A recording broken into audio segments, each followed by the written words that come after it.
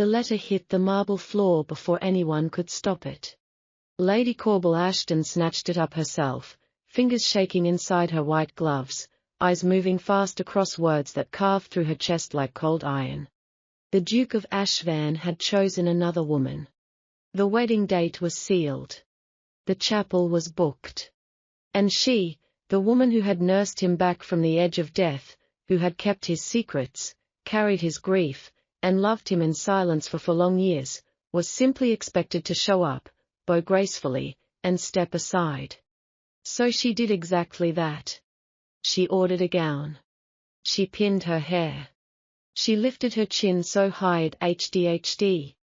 And on the morning of the grandest wedding Ash had seen in a generation, Lady Corbel walked through those cathedral doors, not as a guest of honor, not as a woman scorned, but as someone who had already said goodbye inside her own heart. The hall was breathtaking, hundreds of candles, silk draped from every arch, lords and ladies packed into every polished pew, whispering, watching, waiting. Clear's throat, or Cora Bell found her seat near the back. She folded her hands. She breathed slowly. She told herself she was ready. Then the doors opened, and the new Duchess appeared, and every single eye in that hall turned, including the Duke's.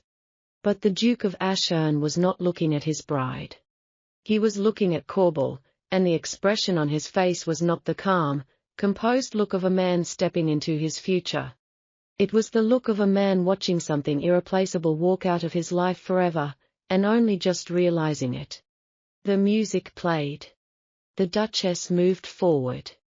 The priest opened his book and then the Duke raised one hand and said quietly but clearly so that every person in that hall could hear it, "Stop. Now, the question I want to leave with you is this. If the person you loved most said nothing for years, but stopped everything at the very last second, would that be enough for you? Would you stay? Drop your answer in the comments. Tell us where you are watching from. Clear's throat, and if this story is already pulling at your heart, please hit the subscribe button right now. You do not want to miss what happens next. The morning of the wedding arrived like a sentence being read aloud in court. Cold, final, impossible to argue with.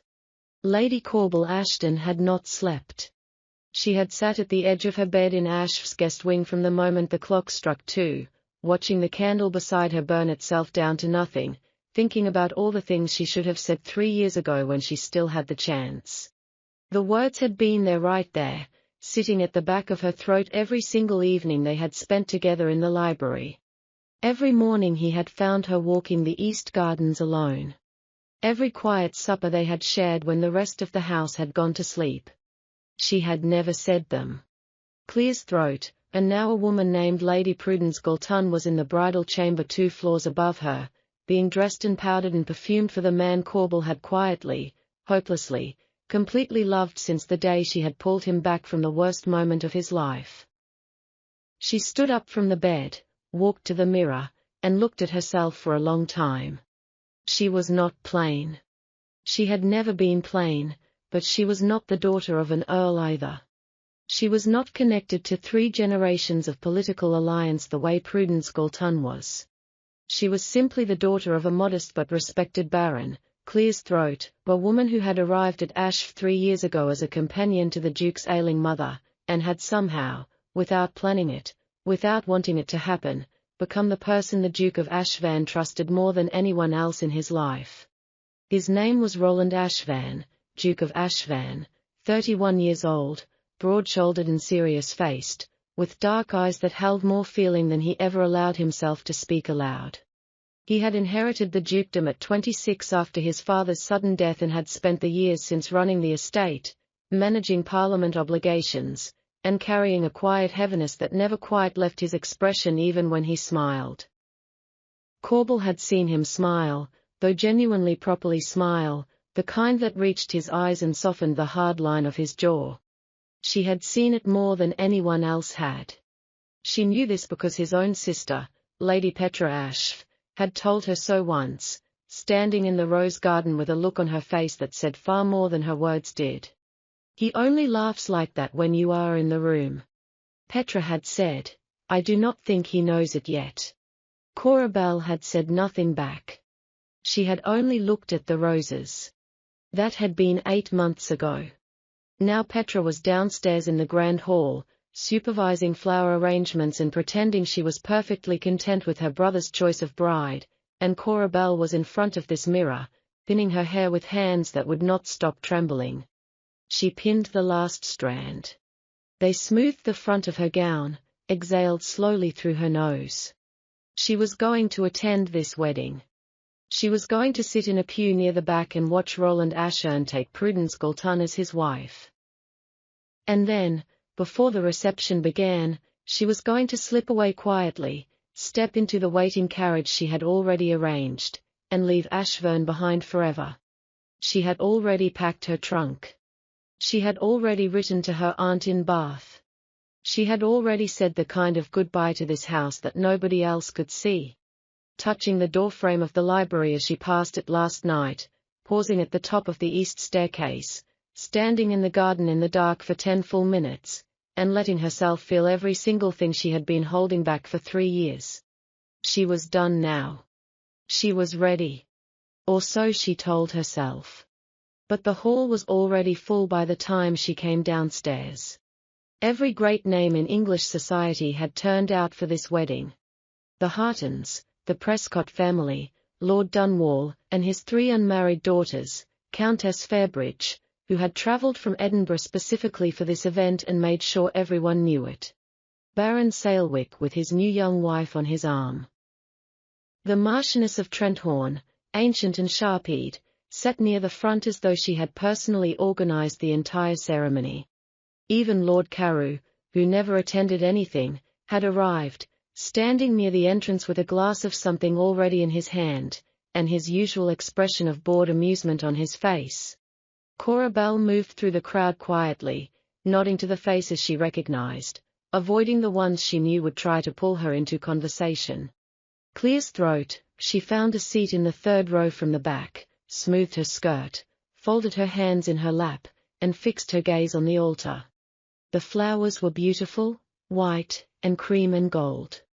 The chapel attached to Ashern Manor was old, built in the time of the first Duke, with high stone walls and tall windows that let in columns of pale winter light. It smelled of candle wax and cold stone and something sweet she could not name. She thought about Roland in this chapel as a boy. She had heard the story from his mother before the Duchess passed. How he used to sneak in here on Sunday mornings before the sermon and sit alone for an hour in the silence just thinking. His mother had said he was the most interior child she had ever raised, felt everything deeply, and showed almost nothing. Corbel believed it. She had seen what he hid. For 3 years ago, 6 weeks after she had arrived at Ashfern, Roland's younger brother, Alden, had died in a riding accident on the North Field. He had been 22, bright and reckless, and adored by the entire estate. His death had broken something in the household that had never fully healed. The staff had gone quiet. The Duchess had taken to her bed, and Roland had simply continued walking through the days with his jaw set and his eyes emptied of something she could not name. Everyone had given him space. Cora Belle had given him tea. It was not a grand gesture. It was barely anything at all. She had simply brought a tray to the study where he had locked himself for 3 days, knocked on the door, and when he had not answered, she had set it on the floor outside and said through the wood, "You do not have to talk. You do not have to open the door. I just did not want you to be without something warm." He had opened the door. He had looked at her with those dark eyes full of something cracked open and raw. And then he had taken the tray and said nothing, but he had left the door open. And she had sat in the chair in the hallway outside the study for 2 hours reading a book she was not truly reading while he sat inside in the silence. And somehow, without either of them deciding it, that had been the beginning of everything. They had spent the following year in a kind of friendship that had no proper name in the language of society. It was too close to be a polite acquaintance. It was not allowed to be anything else. She was a companion. He was a duke. The distance between those two things was not just social. It was structural or built into the very bones of the world they lived in. Clear's throat, but they had found a way to exist inside the gap. Conversations in the library that started at 8 and ran past midnight. Walks through the East Garden that were supposed to last 20 minutes and stretched to an hour. Notes left on books. Small things noticed and remembered. The way he always made sure the fire in whatever room she was sitting in was properly stoked before he left it.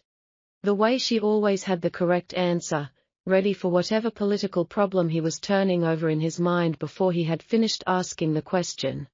It had been the closest thing to love that either of them had ever allowed themselves. And then the letters had started arriving from London. And then Lord Galton had written to Roland about his daughter. And then Roland had gone quiet in a different way. A way that shut Corbel out instead of letting her in. And she had understood the way you understand something terrible that you have been quietly preparing for. That the gap between companion and Duchess was one he was not going to cross. She had not cried.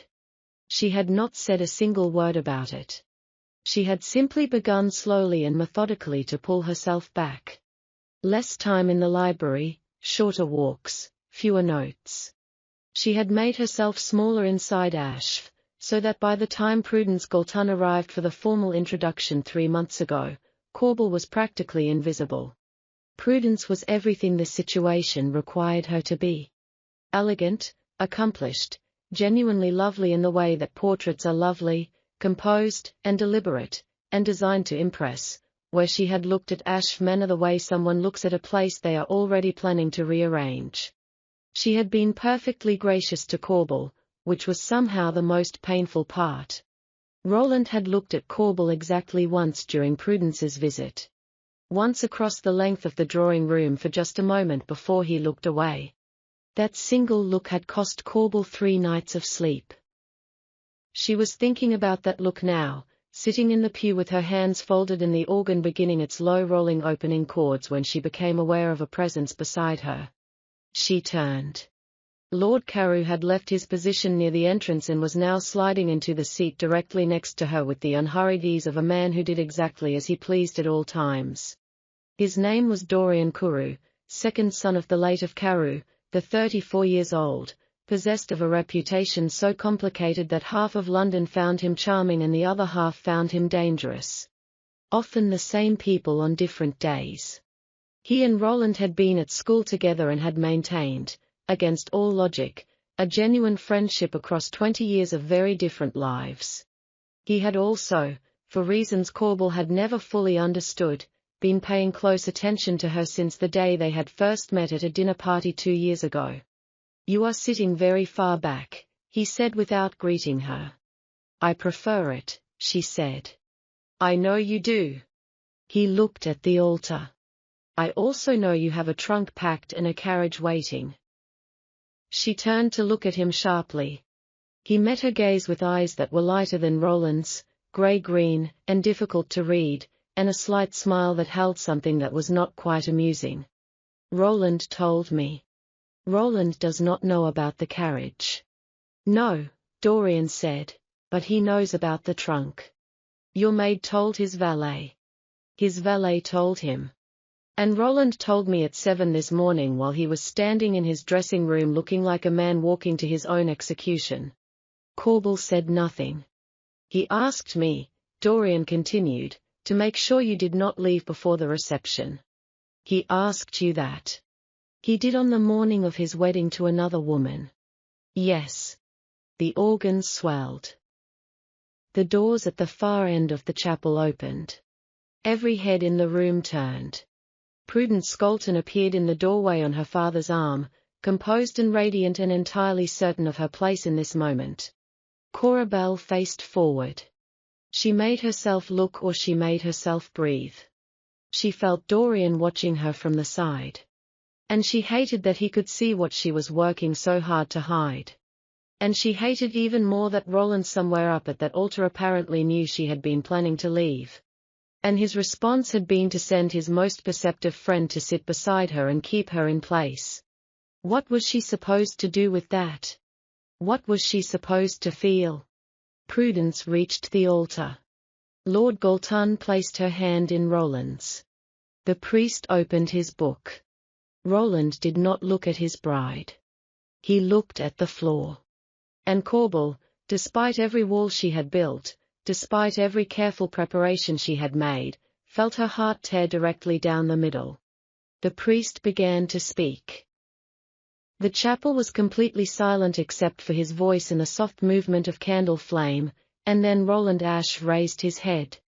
Not toward the priest, not toward Prudence, not toward the watching crowd of England's finest, all of them leaning slightly forward with the particular hunger of people witnessing something historic. He raised his head and looked directly at Corbel. The look lasted only for seconds, but in those 4 seconds she saw everything he had never said. Every moment in the library, every walk in the garden, every note in every book, every fire he had quietly made sure was burning before he left a room. All of it compressed into one look offered across the full length of that chapel with 300 people between them and a bride standing at his side. The priest continued speaking. Roland looked away.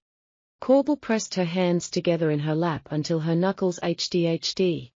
Dorian beside her was very still. The ceremony moved forward. The words were spoken.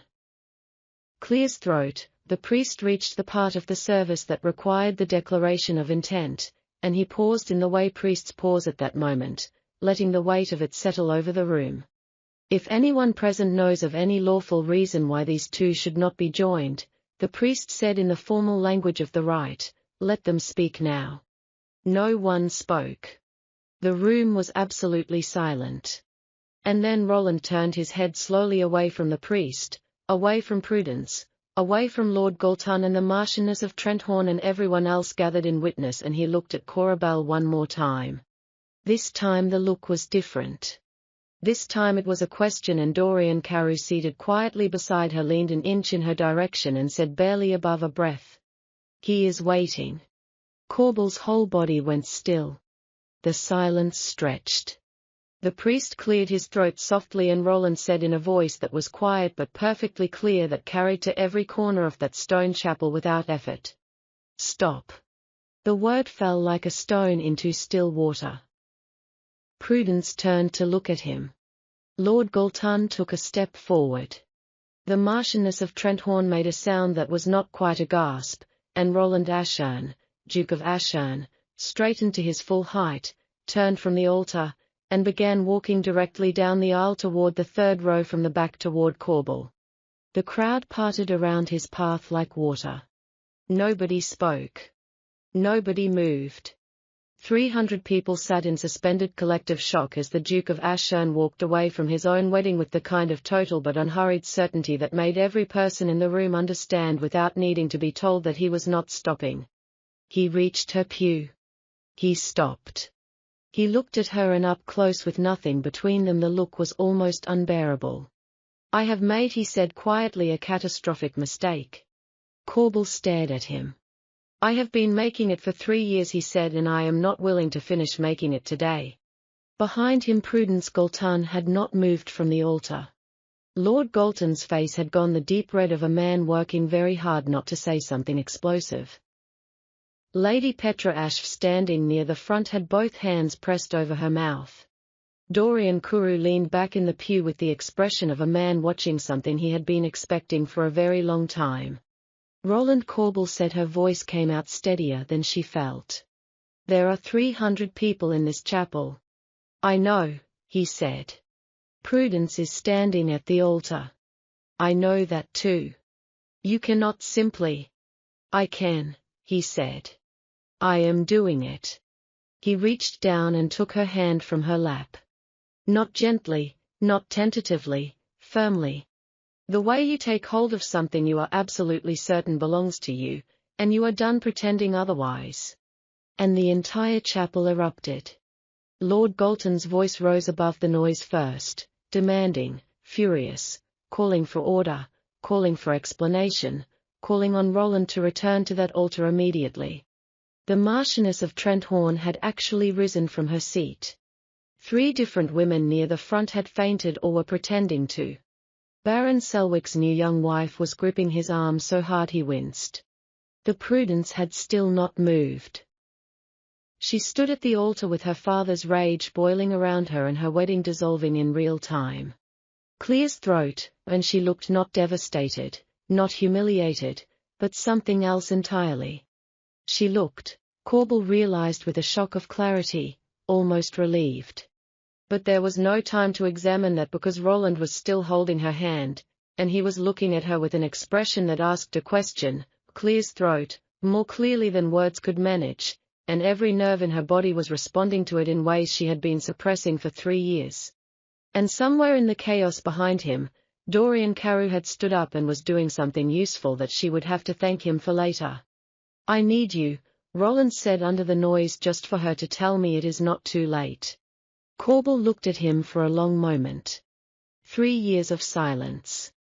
3 years of careful distance. 3 years of folded hands and bitten back words and packed trunks and carriages waiting in the drive. It is very nearly too late, she said. But not quite, he asked. She looked at the hand holding hers. She looked at his face. She looked at the chapel in chaos behind him, the 300 witnesses, the altar, the priest with his book still open, Petra with her hands over her mouth and tears streaming. Dorian managing Lord Galton with the smooth efficiency of a diplomat, Prudence standing alone in a silence of her own making. Not quite, Corbel said. And Roland Ashvan for the first time in 3 years smiled in a way that reached his eyes. The chapel did not calm down on its own.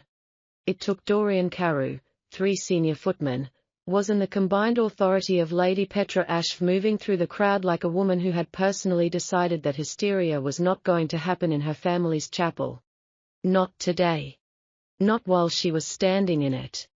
Lord Galton was still shouting. He was a large man, broad and red-faced, with the kind of voice that had spent 40 years being obeyed in every room it entered. He was not accustomed to being ignored. He was absolutely not accustomed to watching a duke walk away from his daughter at the altar in front of 300 witnesses. And the sound coming out of him now was less speech and more the noise a man makes when the entire architecture of his plans collapses at once. Ashv, he bellowed for the 4th time. You will return to this altar. You will fulfill the terms of this arrangement. I have witnesses, but I have contracts. I have the word of a duke which I was led to believe meant something in this country. Roland did not turn around. He was still standing at Corbel's pew, still holding her hand, and he was looking at her with an expression that said very clearly that Lord Galton's voice at this particular moment was reaching him from somewhere very far away. We need to move, Corbel said quietly. Yes, Roland agreed. Now, she said, before Lord Galton reaches you. Roland glanced back over his shoulder. Lord Galton had pushed past 2 rows of stunned guests and was moving down the aisle with the momentum of a man who had decided that physical interception was the next logical step. Dorian had stepped into his path which was slowing him, Clear's throat, but not by much. Dorian was good at many things, but he was not quite as large as Lord Galton, and negotiation only worked on people who were willing to be negotiated with. Roland turned back to Corbel. The side door, he said, behind the choir stalls. She knew the one. She had used it herself on 2 occasions when she had needed to leave the chapel quietly without crossing the main hall. She nodded once, and Roland kept hold of her hand and moved, guiding her out of the pew and along the narrow side passage that ran behind the last 3 rows of seating, away from the chaos in the main body of the chapel. They reached the side door. Roland pushed it open. Cold winter air hit them both at once, sharp and clean. After the heat of 300 bodies packed into a stone room, Clear's throat, they stepped out into the narrow courtyard that ran along the chapel's north wall. The door swung shut behind them, muffling the noise inside to a dull roar. For a moment, they just stood there, both of them breathing. Then Corbel pulled her hand free of his. Not angrily, not dramatically. She simply needed it back. She needed to be able to think, and she could not think clearly while his hand was holding hers, because the feeling of it was doing something to her chest that made careful thought nearly impossible. "You stopped your own wedding," she said. "I did," Roland said, "in front of 300 people. Yes, including the Marchioness of Trenthorn. I am aware of who was in the room, Corbel." She turned to look at him fully. He was still in his wedding clothes, perfectly fitted, perfectly pressed, the kind of clothing that had been made specifically for this day, for this ceremony, for the moment he was supposed to become a husband to someone else. He looked, she thought, slightly stunned by his own actions. The way a person looks when they have done something they knew they were going to do but had not quite prepared themselves for the reality of having done it. "Why?" she asked. Not unkindly, genuinely. He looked at her for a moment. "You were going to leave." "That is not an answer to the question I asked. It is the only answer I have that is honest." He said, "I was standing at that altar, and I knew you had a carriage waiting, and I thought about you getting into it, and I thought about watching Ashvan become a place you used to live, and I could not do it. I could not say the words and let you go at the same time." Corbel was quiet for a moment. The cold was settling around them. Somewhere inside the chapel, Lord Galton was still audible, even through the stone wall. "You had months," she said. "You had years, Roland. You had every evening in the library and every morning in the garden and every quiet supper and every moment in between. And you said nothing. You chose her. You signed the contracts. You let the invitations go out to 300 people.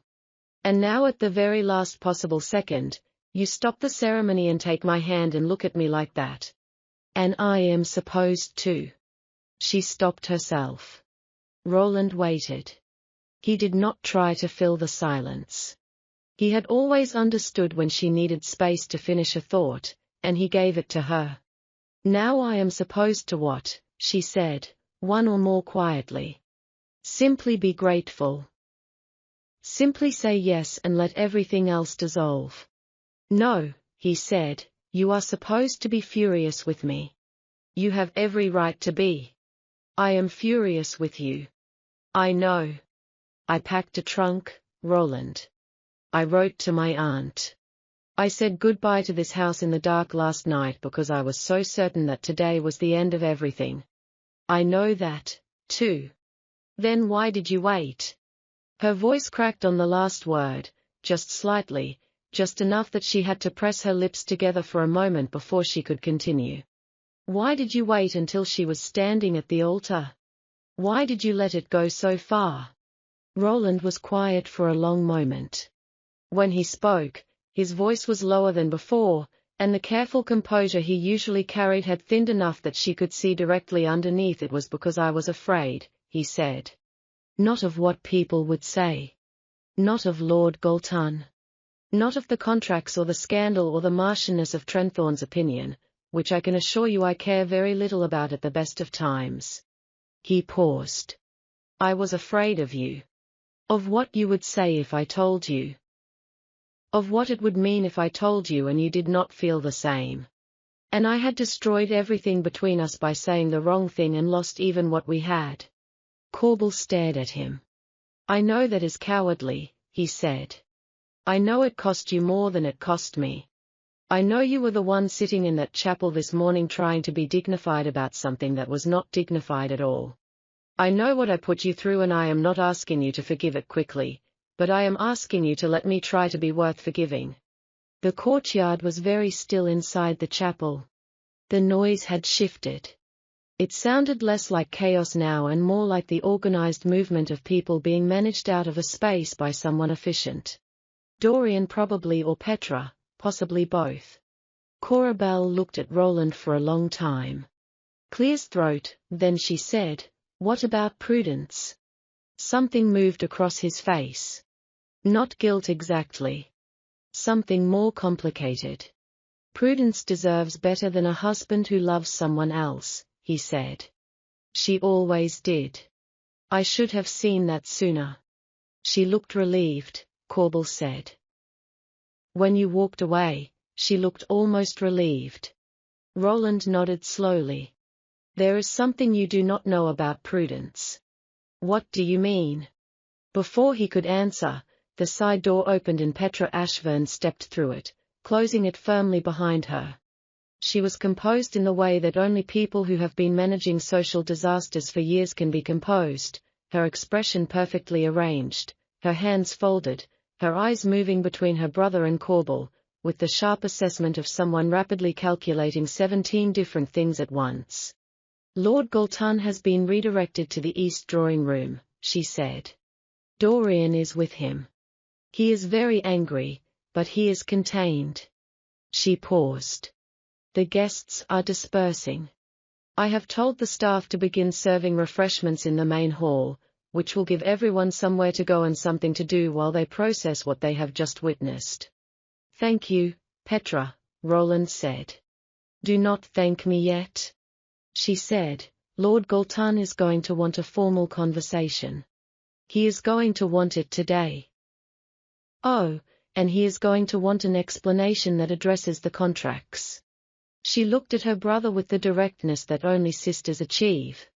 You have created a significant legal and social situation, Roland. I know. Are you prepared to manage it? Yes. Petra held his gaze for another moment. Then something in her expression softened, just slightly, the way it does when someone who has been worried for a very long time allows themselves to stop worrying. She looked at Corbel, and the softening became something warmer.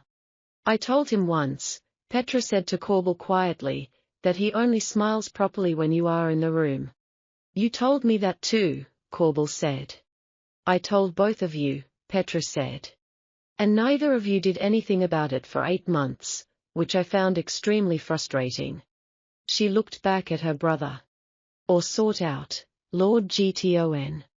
Clear's throat, sort out the contracts and then for the love of everything, say whatever it is you have not been saying for 3 years and say it properly. She turned and went back inside. The door clicked shut. Roland looked at Corbel. She is not wrong, he said. She is almost never wrong, Corbel agreed. He took a step toward her. Not the distance closing rush of someone who had decided everything was resolved, but the careful, deliberate step of someone asking permission with movement rather than words. She did not step back. I love you, he said. Simply directly without the hedging and qualification that 3 years of fear had built up around it. I have loved you since you sat in a hallway chair outside my study for 2 hours with a book you were not reading and I did not know what to do with it and then I knew exactly what to do with it and I was too frightened to do it and I am done being frightened. Corbel looked at him. The cold air was sharp around them. The noise from inside the manor had settled into something distant and manageable. The winter sky above the courtyard was the pale flat white of a day that had not decided yet what it was going to become. I love you, too, she said. I have loved you for 3 years, and it has been the most inconvenient thing that has ever happened to me. Roland made a sound that was almost a laugh. It reached his eyes. I would like to spend a considerable amount of time making it less inconvenient. You have a great deal of work to do first, she said. I know. He said, Lord Galton, the contracts, the guests of the Marchioness of Trenthorn's inevitable letter and Prudence. Corbel said, you said there was something I did not know about Prudence. Roland's expression shifted again into, a clear's throat, something more careful. Yes, he said. There is, and it is going to change how you understand everything that happened today. The East drawing room was warm and full of tension. Lord Galton was seated in the largest chair which he had clearly chosen on purpose, his considerable frame filling it entirely, his face still holding the particular red of a man whose fury had moved past its peak and settled into something colder and more deliberate. He had a glass of brandy in his hand that Dorian had evidently provided, which was either a peace offering or a strategy to keep Lord Galton's hands occupied. Probably both. And Dorian himself was standing near the window with his arms loosely folded, wearing the expression of a man who had navigated more difficult rooms than this one, and fully expected to navigate this one, too. Prudence was seated apart from her father. This was the first thing Corbel noticed when Roland brought her into the room. Clear's throat, not beside him, not close to him. She had chosen a chair near the far end of the room, near the second window, and she was sitting in it with a stillness that was different from the stillness of distress. It was the stillness of a person who has arrived somewhere they did not expect to arrive, and is quietly deciding how to feel about it. She looked up when they entered. Her eyes moved from Roland to Corbel and back to Roland, and the expression on her face was, again, not the one Corbel expected, and there was no anger in it. There was something more complicated and more honest than anger. Lord Galton rose from his chair. "Ashf," he said in the voice that had spent 40 years being obeyed. "You are going to explain yourself. You are going to explain yourself fully, and then you are going to tell me how you intend to address the legal terms of our agreement. And then we are going to discuss what reparation looks like for what you have done to my family's reputation today." Roland met his gaze without flinching. "You are right on all 3 points," he said. "I owe you an explanation. I owe you a conversation about the contracts, and I owe you a genuine accounting of the damage today has caused your family. I am prepared to have all 3 conversations." Lord Galton blinked. He had been prepared for a fight. Roland's calm agreement had briefly disarmed him. "Good," he said, and sat back down. Roland looked at Prudence. Something passed between them that Corbel could not fully read. Not an apology exactly. Something older than apology. The look of 2 people who had a conversation before today that the rest of the room did not know about. "Tell her," Prudence said quietly. It was the first thing she had said since Corbel had entered the room. Roland nodded. He looked at Corbel. 3 months ago, he said, when Prudence came to Ashern for the formal introduction, we had a conversation that didn't take place in front of anyone else. It took place in the library after supper while everyone else had gone to bed. Cora Bell remembered that evening. She had gone to bed early herself, unable to watch Roland and Prudence move through the drawing room together with the careful courtesy of 2 people performing an arrangement. "Prudence told me," Roland continued, "that she was aware the marriage was a contractual alliance rather than a personal one. She told me she understood that her father had negotiated it primarily for the political connections it would bring to the Galton family. And she told me something else." He paused. Prudence from her chair near the window said, "You may tell her, Roland. It is not a secret I need to keep any longer." Roland looked at Cora Bell steadily. "Prudence is in love with someone else. It has been 2 years. A man her father does not approve of. A man without title or significant fortune, which is the entirety of the reason Lord Galton arranged this marriage in the first place, and to give Prudence an establishment grand enough that she would have no reason to keep looking in that direction." The room went very quiet. Lord Galton's jaw had tightened. He did not deny it. "She told me," Roland said, "that she would fulfill the marriage if that was what was required of her. But she asked me if I had any feeling of my own that pointed elsewhere to consider whether we were both making a mistake." Corbel looked at Prudence. Prudence looked back at her with clear eyes and a composure that had a different quality to it now that Corbel understood what was underneath it. "I did not tell him to stop the wedding," Prudence said, addressing Corbel directly for the first time. "I want to be clear about that. I told him the truth about my own situation and left the decision entirely to him. What he chose today was his own." "Why are you telling me this?" Corbel asked. "Because you deserve to understand it," Prudence said simply. "You spent 3 years in this house loving him quietly and asking nothing of him. Clear's throat, the least you deserve is the full truth of how today came to happen." Lord Galton made a sound of profound displeasure. "This is not a conversation I agreed to have," he said to his daughter. "No, Prudence said to her father with a gentleness that was also entirely firm. But it is one I am choosing to have. And I think, father, that we both know this marriage was never going to make either of us happy. Not Roland, not me, and certainly not the person you have been trying to prevent me from thinking about for 2 years. Lord Galton looked at his daughter for a long moment. If the fury in his face did something complicated, it did not disappear, but it shifted. The way the expression of a man shifts when he is confronted with the face of someone he loves more than he loves his plans and has to decide in real time which matters more. He looked away. He drank his brandy. He said nothing.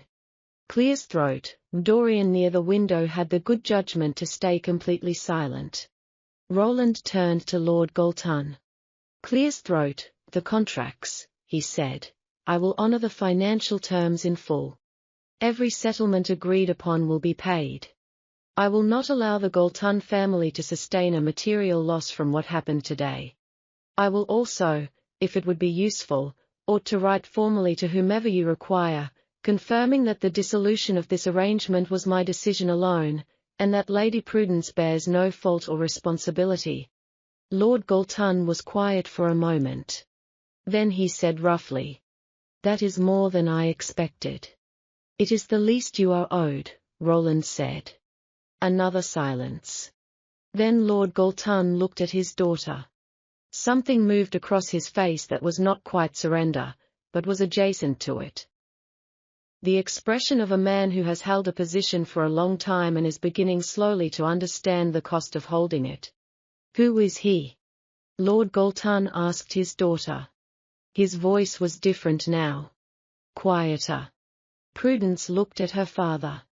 For the first time since Corbel had entered the room, something in Prudence's composure softened into something real and unguarded.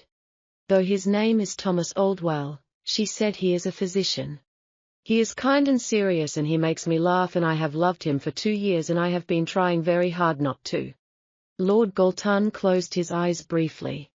When he opened them, he looked older than he had 10 minutes ago. "A physician, Clear's throat," he said without the contempt Corbel expected. Just the word sitting there. "Yes," Prudence said. Lord Galton drank the rest of his brandy. He set the glass down. He looked at the floor for a long moment, and then he looked at Roland, and he said with the effortful dignity of a man putting down something very heavy, "See that the financial settlement is handled quietly and promptly." "You have my word," Roland said. Lord Galton stood. He crossed the room to his daughter, stopped in front of her, went and looked at her for a moment with an expression that Corbel felt she should not be watching.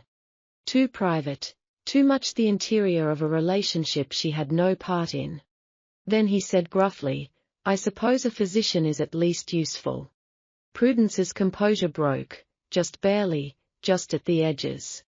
She stood and put her arms around her father, and Lord Galton, after a very brief pause, put one large arm around his daughter and held her.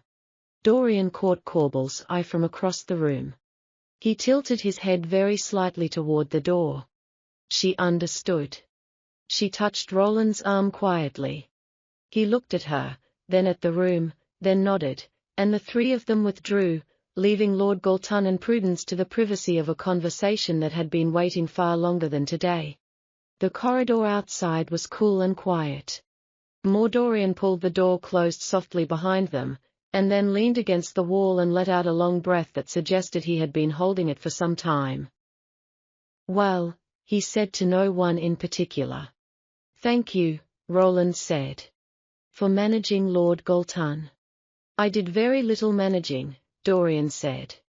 "Mostly I gave him brandy and stood between him and the door." He glanced at Corbel. "How are you?" "I genuinely do not know," she said honestly. He nodded as though that was a completely reasonable answer. "The guests have mostly gone," he said. "Petra has handled the hall. The Marchioness of Trenther left 20 minutes ago, which means her letter will arrive within the week." "I will deal with the letter," Roland said. "You will deal with a great many things," Dorian said. He looked at his friend with an expression that held a long and layered history. "Are you all right?" "More than I have in 3 years," Roland said. Dorian looked at him for a moment. Then he looked at Corbel. Then he straightened up from the wall and said, "Good. Then I'm going to find something to eat because it is past noon, and I have been managing a catastrophe on an empty stomach, and you two clearly need 10 minutes alone." He walked off down the corridor with the unhurried stride of a man who had earned his lunch. Roland and Corbel stood in the quiet hallway. The house around them had settled into the particular stillness that follows a large event. All the energy of preparation and anticipation replaced by the different, heavier quiet of the aftermath. Roland turned to look at her. "I know this is not how you imagined today ending." "I did not imagine today ending at all," she said. "I imagined leaving." "I know." He reached out and tucked a strand of hair back from her face. A gesture so quiet and careful that it undid something she had been keeping very tightly held. "I am going to spend a considerable amount of time making," clears throat, "sure you never feel the need to leave again." "You said that already," she said softly. "I know," he said. "I intend to keep saying it until it stops being necessary and starts being simply true." She looked at him. The winter light from the corridor window was falling across his face in a way that made him look younger and more uncertain than the Duke of Ashburn was generally allowed to appear in public. And she thought that this particular version of him, unguarded and honest and a little frightened and entirely present, was the one she had loved from the very beginning. "There is still a great deal to sort out," she said. "There is," he agreed, "the estate, the staff, the gossip that is already spreading across London as we stand here." "All of it," he said.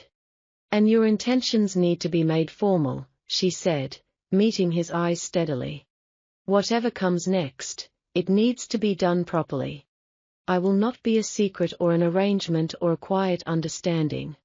If you mean what you said in that courtyard, it needs to mean it in front of the same people who watched you walk away from that altar." Roland held her gaze.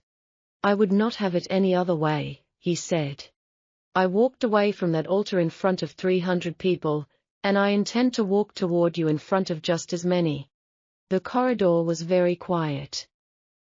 Outside, somewhere in the grounds, a bird was calling in the frozen winter garden. "All right," Corbel said. "All right," Roland repeated. And somewhere in the east drawing room, a father was slowly, reluctantly, with the painful grace of a man learning something new about love, letting go of a plan he had held for 2 years, and perhaps beginning in the quiet of that warm room to make space for something better.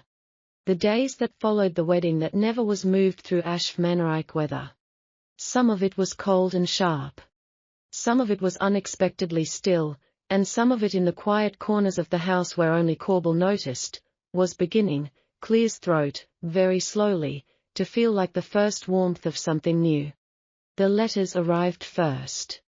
They came in a flood the morning after, stacked on Roland's desk in the study by his secretary, Mr. Fenwick, a thin and quietly efficient man of 50, who had worked for the Ashford estate for 23 years, and had developed over that time the ability to deliver any news with exactly the same unruffled expression regardless of what the news actually was.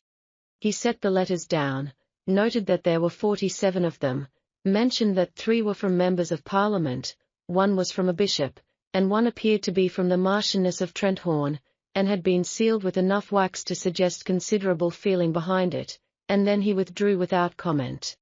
Roland stood at his desk and looked at the stack. Cora Bell was in the chair by the window, or the one she had always used when she came to the study to read while he worked, and she watched him look at the letters with the particular expression of a man who has made a decision he doesn't regret, and is simply now calculating the full price of it. "Do you want to read them?" she asked. "Not especially," he said. "But I am going to." He sat down and began. Cora Bell watched him work through the first 10. Clear's throat, his expression did not change significantly. There was a slight tightening around the eyes for 2 of them, a brief pause at a third, and then he set that one aside and moved to the next. What does the bishop say? She asked. Roland glanced up. That he is praying for wisdom to prevail. A pause. He does not specify whose wisdom. And the Marchioness. Roland picked up the heavily sealed letter, turned it over once or set it back down. I will read that one last, he said, as a reward for getting through the others. Despite everything, Cora Bell smiled. He saw it. The expression that crossed his face when he did was the one she had been cataloguing for 3 years without letting herself name it. And now she could name it, and it was almost dizzying to do so openly, without immediately looking away. Lady Petra came in at 10 without knocking, which was entirely in keeping with her general approach to doors. She was carrying a notebook and wearing the expression of someone who had already been awake for 4 hours and had opinions about everything. I have made a list, she announced. Of course you have, Roland said. The most immediate concerns are the formal dissolution of the Galton arrangement, which needs to be handled through the family solicitors before the end of the week, the public statement, which needs to be drafted today and sent to the appropriate people before the gossip columns decide to draft one for you.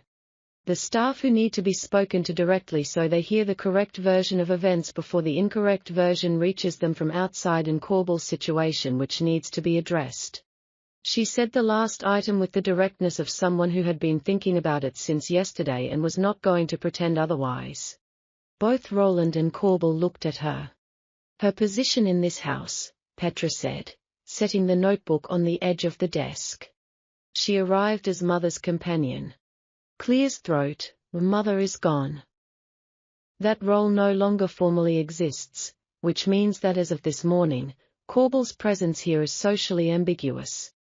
And you know as well as I do that ambiguity is the one thing we cannot afford to be right now when every person in London is already constructing their own version of what happened in that chapel. Roland looked at Corbell. Cora Bell looked back at him with the steady gaze of a woman who had thought about this herself already, had been thinking about it since she woke up this morning, and was not going to pretend she had not. Petra is right, Cora Bell said. I know she is, Roland said. Which means you need to act quickly, Petra said, closing her notebook with the satisfied efficiency of someone who has made her point and does not need to belabor it incorrectly, and in a way that leaves absolutely no room for the interpretation that Cora Bell is anything other than exactly what she is, which is the woman you chose clearly and publicly over every other consideration. She looked at her brother steadily. Do you understand what I am telling you, Roland? I understand completely, he said. Good. Petra picked up her notebook. I will send for the solicitor. She walked to the door and then stopped, turned back, and said to Cora Bell with warmth that she did not usually let show so plainly, I am very glad you did not get in that carriage. She left. The study was quiet again.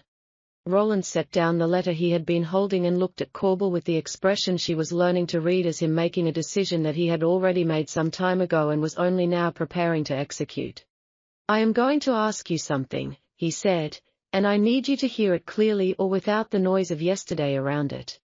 All right, she said. He stood up from the desk. He came around it and crossed the room to where she was sitting and crouched down in front of her chair so that they were at eye level. And the gesture was so entirely without performance, so stripped of the formal distance that rank and position usually kept between them, that her breath caught. I love you, he said. I have loved you for 3 years, and I was afraid, and I was wrong to be afraid, and I cost us both a great deal of time that I intend to spend the rest of my life accounting for. He paused. I would very much like to marry you, Cora Bell. Not quickly, not quietly, not in a way that looks like a correction or a consolation. Properly with a formal courtship and the full knowledge of everyone who matters and a ceremony that you deserve in a chapel that is full of people who are there because they are happy for us and not because they are satisfying a social obligation. Clear's throat, or Corbell looked at him for a long moment. Outside the window the winter garden was very still. The sky had cleared overnight and the light coming in was pale and clean and honest. You have 47 letters on your desk, she said. I do. And a bishop praying for wisdom, or clears throat, apparently. And the Marchioness of Trenthorn, whom I have not read yet and am not afraid of. She looked at his face, the serious, dark-eyed, deeply feeling face of a man who had spent 3 years being afraid of the wrong things and had finally at considerable public expense stopped. Yes, she said. Yes. Yes, Roland, I will marry you. Something moved across his face that was not quite relief and not quite joy, but was the particular expression of a person who has been holding their breath for a very long time and has just been allowed to breathe. He reached up and took her hand. He pressed it briefly against his face, eyes closed just for a moment. And then he, a clear throat, looked at her and said, "Thank you." "Do not thank me," she said softly. "I have wanted to say yes for 3 years. The thanks go in the other direction." He stood. He pulled her gently to her feet. And for the first time in the quiet of the study, with the winter light coming through the window and 47 letters on the desk and a great deal of complicated work still ahead of them, he held her properly, his arms around her and her face against his shoulder, and they stood there for a long moment without saying anything at all. They did not need to. 3 years of careful distance. 3 years of almost 3 years of the space between what they felt and what they were allowed to say. And now the space was gone. And it turned out that without it they fit together with the simple solid certainty of 2 things that had always been meant to occupy the same place. The day moved forward. The solicitor arrived at noon and spent 2 hours with Roland reviewing the terms of the Galton dissolution. The financial settlement was substantial but manageable. The formal paperwork would take a week to complete. Roland's statement was drafted by mid-afternoon, reviewed by Petra, adjusted twice by Dorian, who arrived unannounced at 2 o'clock, claiming he had been in the area, which was not true. Dan sent out before the evening post. The statement was simple, direct, and left very little room for interpretation.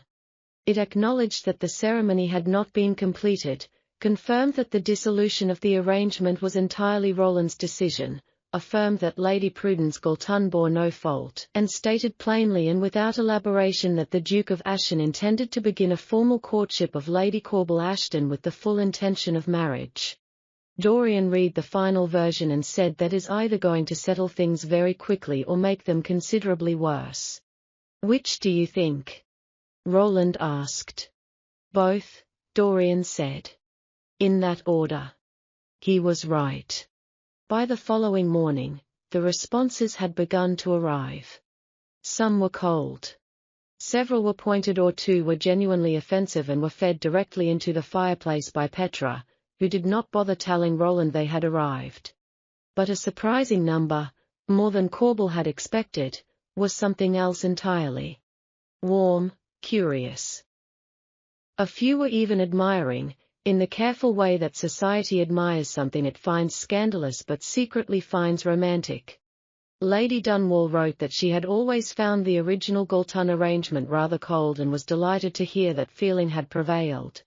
Countess Fairbridge, who had travelled from Edinburgh for the wedding, and had therefore witnessed the entire event firsthand, wrote that she had seen something in Roland's face during the ceremony that had told her exactly what was coming, and she had thought it was about time. Baron Selwick's young wife sent a note that said only I knew it. My husband owes me £10. Corbel read that in 3 times and then set it down and laughed properly and freely for the first time in longer than she could remember. Roland, who was standing across the room reading his own correspondence, looked up at the sound. He watched her laugh with an expression that said very clearly that he intended to spend a significant portion of the rest of his life causing that particular sound. But not every letter was warm, and not every problem resolved itself quietly.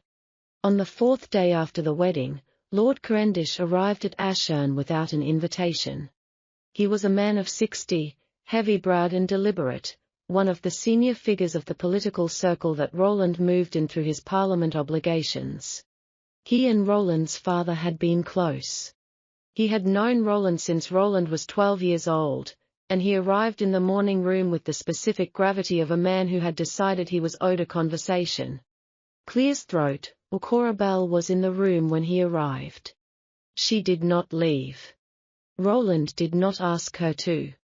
Lord Cavendish looked at her when he entered, assessed the situation in the single second that experienced men use to assess situations, and then sat down across from Roland with the expression of a man about to say something he had rehearsed. "I am not here to condemn you," he said to Roland. "I want you to understand that before I say anything else." "I appreciate that," Roland said. "What you did was extraordinary," Cavendish said. "And I mean that in the original sense of the word, outside the ordinary. It will be talked about for years, possibly decades." He paused. "But what I want to know, and I am asking, because I knew your father and I have known you for 20 years, is whether you have thought through what you are building, not what you are leaving behind." "What you are building?" Roland looked at him steadily. "Yes," he said more clearly than I have thought about anything. Cavendish looked at Cora Bell. "Lady Corbel," he said, addressing her directly. "I will ask you the same question. Not because I doubt your feelings, because I respect it enough to ask. Are you prepared for what this life requires? The scrutiny, the expectation, the weight of a title and an estate and a public life that will evaluate you without mercy, particularly because of how you came to it." Corbel met his gaze without hesitation. "Lord Cavendish," she said, "I spent 3 years in this house managing a grief-stricken duke, a dying duchess, an estate in political transition, and my own feelings in complete silence. I believe I am adequately prepared." Cavendish looked at her for a long moment. Then he looked at Roland. Then he said, "Good," and reached for the tea that had been set on the table beside him. Clear's throat. The rest of the conversation lasted 40 minutes and covered 3 topics of Parliament business that Roland needed to attend to. A question about the Northfield drainage that had nothing to do with anything personal, and a brief discussion of the upcoming season in London. When Cavendish left, he shook Roland's hand with both of his own, which was not something he did often, and nodded to Cora Bell with the particular nod that means more than it appears to. Maryland closed the door behind him and turned to Cora Bell. "You are extraordinary," he said. "I was honest," she said. "It is easier." "Not for everyone," he said. She looked at him. "For us," she said, "from now on, Clear's throat, we are going to be honest with each other. No more silence. No more held back things. Almost no more." "Almost." "Agreed," he said without hesitation. "I mean it, Roland." "So do I." He crossed the room and stood in front of her and looked at her with those dark eyes that held everything he felt and no longer made any effort to hide it. "No more, almost," he said. "Only entirely." Spring came to Ashvan in the way spring always came to old estates, gradually and then suddenly, the frozen garden thawing inch by inch, until one morning Corbel looked out of the library window and realized that everything was green, and for months had passed since the wedding that had not happened. It had been for months of considerable work and occasional difficulty, and more than one uncomfortable evening navigating the particular social landscape of a society that was still deciding how it felt about everything. But they had also been for months of something else, something that moved underneath all of it like a current, steady and warm and increasingly certain. The formal courtship had been conducted properly as Roland had promised. Calls made and received. Evenings attended. The correct letters written to the correct people. Corbel's father, Baron Ashton, had been brought to Ashford the second week of January for a conversation with Roland that lasted 3 hours and ended with the Baron shaking Roland's hand with an expression that suggested he had a great many feelings about the situation and had chosen to organize them into approval. Her aunt in Bath, to whom Corbel had written on the morning of the wedding with the letter that said she was coming, received a second letter 3 days later explaining that she was not. Her aunt wrote back a reply of 4 pages that contained in its final paragraph the sentence, "I always thought it would come to this, and I am delighted to have been right." Dorian Carew had remained a constant and comfortable presence throughout, was appearing at Ashvan with the irregular reliability of someone who had decided that he was invested in the outcome and intended to see it through. He and Petra had developed over the course of these 4 months, a dynamic that Corbel found fascinating, and Roland found either amusing or alarming, depending on the day. They argued constantly about everything. Books, politics, the correct way to manage an estate, the question of whether the East Garden should be replanted in spring. The arguments were sharp and quick and full of the particular energy of two people who are genuinely well matched, and both know it and are choosing not to acknowledge it yet. Corbel mentioned this to Roland one evening in late February. He looked unsurprised. "Dorian has been in love with my sister for approximately 4 years, he said, and Corbel stared at him. "And you have said nothing." "It was not my thing to say," Roland said mildly. "I learned recently the cost of leaving important things unsaid. I am hoping Dorian reaches the same conclusion independently before much longer." Corbel looked at him. "You could simply tell him." "Clear his throat." "I could," Roland agreed, "but watching him argue with Petra about the East Garden is one of the genuine pleasures of my current life, and I'm not quite ready to sacrifice it." She laughed. He looked pleased with himself in the quiet way he always looked pleased with himself when he made her laugh. It was a habit she was becoming deeply fond of. Prudence Galton had written once, 6 weeks after the dissolution. The letter was brief and warm and written in the hand of a person who was doing better than expected. She said that her father had made inquiries about Thomas Oldwell, that the inquiries had gone better than anticipated, and that there had been a dinner at the Galton House in London, at which Thomas had been present, and which had not ended in disaster. She said she was grateful for what had happened in the chapel, even though she understood it had not been done for her sake. She said she hoped Cora Bell would be very happy. Corbel wrote back. The correspondence had continued quietly and without expectation into something that felt like the beginning of a genuine friendship between two women who had both, in their different ways, been trying to find their way to where they were supposed to be. Lord Galton had not written, but Roland had received word through the solicitors that the financial settlement had been accepted in full, or the paperwork was complete, and the matter was considered closed. It was the closest thing to forgiveness that the situation was likely to produce in the short term, Clear's throat, when Roland took it as such. The Marchioness of Trenthorne's letter, which Roland had finally read on the evening of the wedding day, had contained 3 pages of very precisely worded disapproval, followed by a single paragraph at the end that said she had known Roland's grandmother, and that his grandmother had also done something extraordinary for love, and had never regretted it, and that the Marchioness supposed some things ran in families. It was in its way a blessing. Clear's throat, Roland had read that final paragraph to Corbel, and they had sat quietly with it for a moment before deciding it was the best thing the Marchioness had ever said. Now it is spring, and today was different from every other day of the past 4 months. The chapel had been cleaned and filled with flowers again. Not the white and cream and gold of a formal winter wedding, but something lighter and more alive. The colors of a garden at the beginning of its best season. The same tall windows let in light.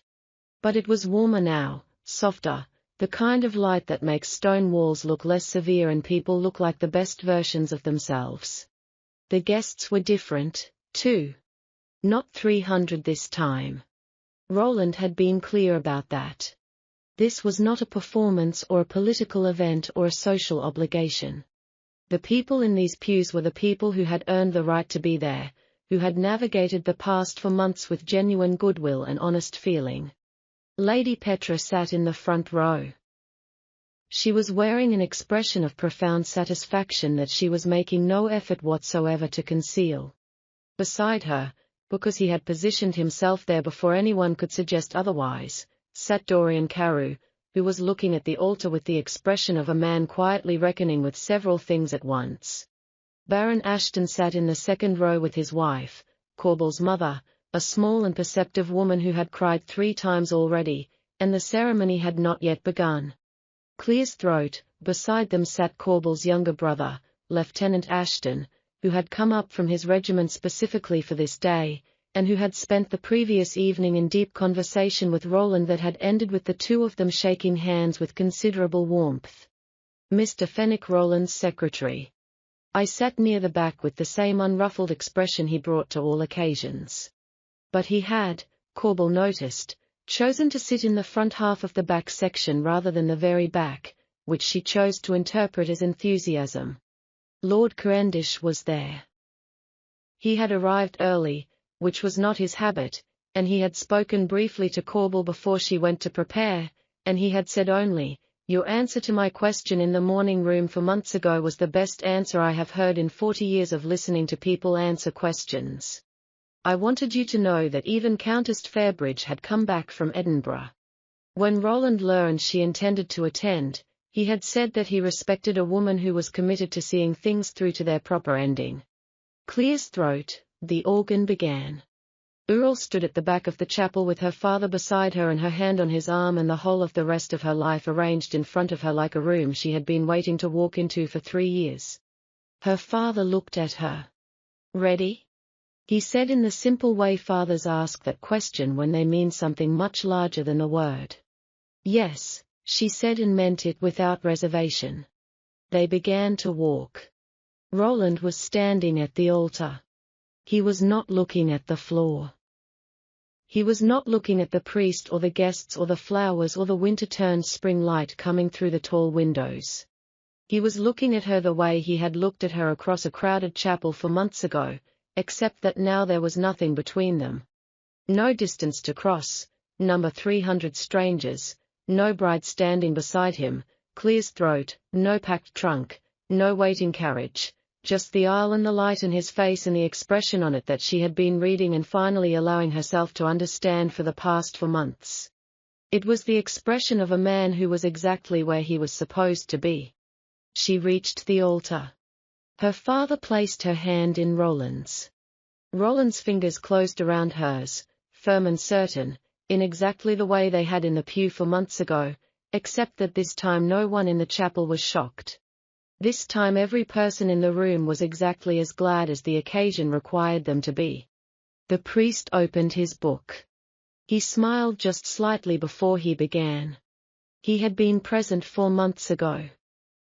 He had a sense of how far this had traveled to arrive here. "We are gathered," he said, "cut in the sight of God and in the company of those who love them both." Cora Bell looked at Roland. Roland looked at Corbel. The priest spoke the words that had been waiting, patient as stones, for this exact moment to mean exactly what they were supposed to mean. When they reached the declaration, no one in the chapel held their breath the way they had 4 months ago. There was no suspended collective tension, no leaning forward, no wondering. Everyone knew what was coming. Roland said it clearly without hesitation, without fear. The way a man speaks when he is saying something he has known for years and is only now being given the correct occasion to say aloud. Cora Bell said it back. And when the priest closed his book and nodded, and Roland leaned forward and pressed his lips to her forehead before he kissed her, but which was such an entirely Roland thing to do, to offer something tender before something decisive that Corbel felt her eyes fill for the first time all day. The chapel responded with the particular warmth of a room full of people who are genuinely, unreservedly, completely happy. Petra was crying. She would deny this later with considerable energy, but it was absolutely true. And Dorian, seated beside her, handed her his handkerchief with the practiced ease of someone who had brought it specifically for this purpose, which meant he had predicted it, which meant he had been paying attention to her for a long time, which meant that Roland was right, and the East Garden conversation was only going to continue for so much longer before something else had to happen. Baron Ashton was gripping his wife's hand. Countess Fairbridge was nodding with the satisfaction of someone who has made a long journey and found it entirely worth it. Lord Cavendish near the front looked at the altar with the expression of a man thinking about a grandmother and a family that had run certain things for a very long time and how it was sometimes deeply correct for things to stay true across generations. Lieutenant Ashton was not crying. He was, however, staring very fixedly at the flowers, which was the military man's version of crying. Dorian was watching Petra from the side with the careful attention of someone who had been watching something for a long time, and was beginning to think about what came next. And at the altar the two people who had found their way through 3 years of silence and one very public catastrophe and for months of careful, the patient rebuilding stood together in the spring light of a chapel that smelled of new flowers and old stone and everything that was finally completely undeniably right. Roland held Corbel's hand. She held his back. The priest said the final words. The organ began again, warmer this time, fuller, the music of a beginning rather than a ceremony. The chapel doors opened, and the spring air came in, carrying the smell of the East Garden, and the season that had just arrived, and all the ordinary, extraordinary days that were waiting, patient, and full and entirely theirs. On the other side of this threshold. They walked out together, not away from anything, toward everything. Behind them, the chapel filled with the sound of people rising to their feet, and Petra finally stopped pretending she was not crying.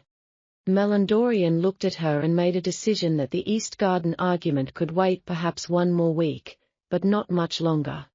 And Lord Cavendish thought about a grandmother who had also done something extraordinary for love and had never regretted it.